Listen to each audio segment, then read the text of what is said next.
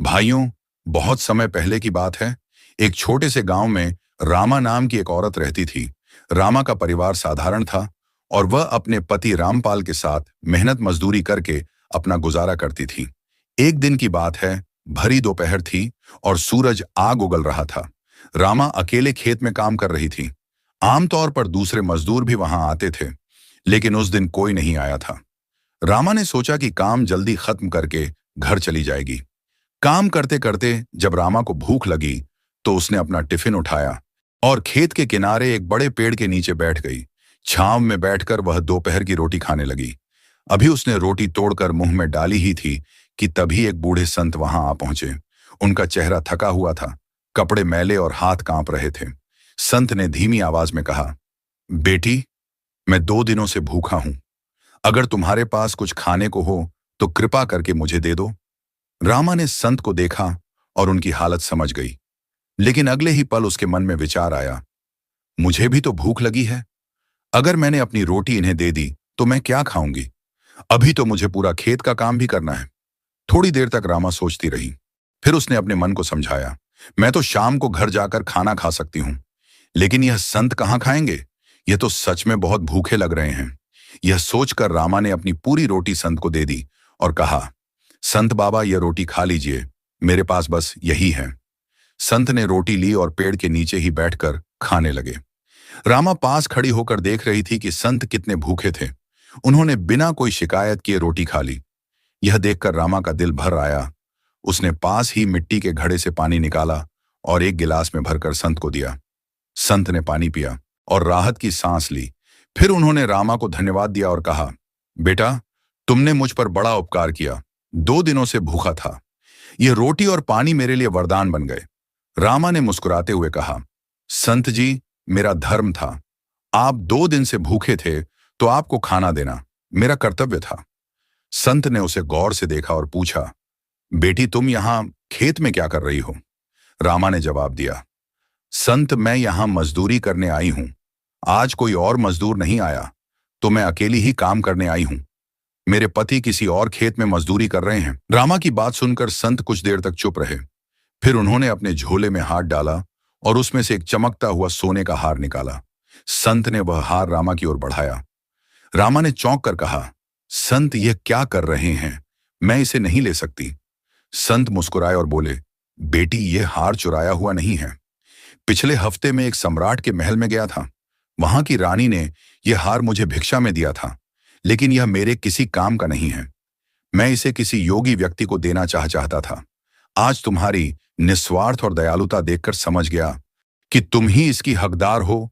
तुमने ना सिर्फ अपने धर्म का पालन किया, बल्कि दूसरों के लिए त्याग करना भी सिखाया। यह तुम्हारे अच्छे और सच्चे कर्मों का फल है। इसे रख लो। रामा की आंखों में आंसू आ गए।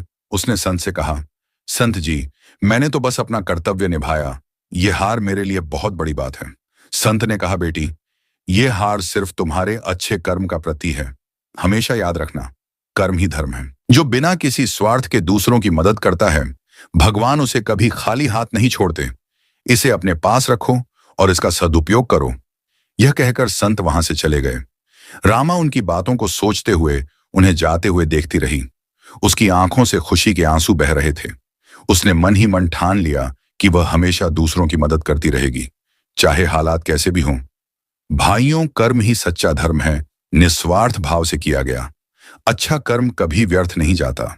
हमें अपने कर्मों से कभी पीछे नहीं हटना चाहिए, क्योंकि भगवान हर अच्छे कर्म का फल सही समय पर जरूर देते हैं। अगर आपको यह कहानी पसंद आई हो तो इसे लाइक, शेयर और कमेंट जरूर करें। बहुत पुरानी बात है। एक गांव था, नाम चंपापुर। वहां हर वर्ग, हर धर्म, हर जीवन जीने वाले लोग साथ रहते थे। उसी गांव में एक गरीब लकड़हारा रहता था। नाम था हरिप्रसाद। हरिप्रसाद रोज घने जंगल से सूखी लकड़ियां चुनता, गांव लाकर बेच देता। उसी से अपना जीवन चलता था। गांव वाले हरिप्रसाद की ईमानदारी, सादगी और परिश्रम की तारीफ किया करते थे। वहीं एक दूसरा व्यक्ति था, नाम था श्यामलाल, जो अधिकतर शॉर्टकट अपनाकर अधिक धन कमाने की चेष्टा करता था। उसने लोगों से अधिक रुपए वसूले, थोड़ा घोटाला किया, यहां तक कि उसने हरिप्रसाद की लकड़ियों तक चुराकर बेच दी थी। गांव वालों ने श्यामलाल की हरकतें देखी, लेकिन उन्होंने चुपचाप रखा, यह सोचकर कर्म ही इसका फल देगा। समय बीतता गया। एक बार घने वन में आग लग गई। श्यामलाल अधिक धन इकट्ठा करता हुआ उसी आग में गिर गया, जबकि हरिप्रसाद ने गांव वालों की जानें जोखिम में डालकर लोगों की मदद की, उन्हें सुरक्षित किया। यहां तक कि श्यामलाल की जिंदगी भी उसने ही बचाई। गांव ने हरिप्रसाद की तारीफ किया। श्यामलाल ने पश्चाताप किया, बोला, मैंने जीवन भर गलत किया, फिर भी हरिप्रसाद ने मेरा साथ दिया। तब हरिप्रसाद ने मुस्कुराकर किया, कर्म ही जीवन तय करता है श्यामलाल, अच्छे कर्म फल जरूर देंगे, भले ही थोड़ा विलंब रहे।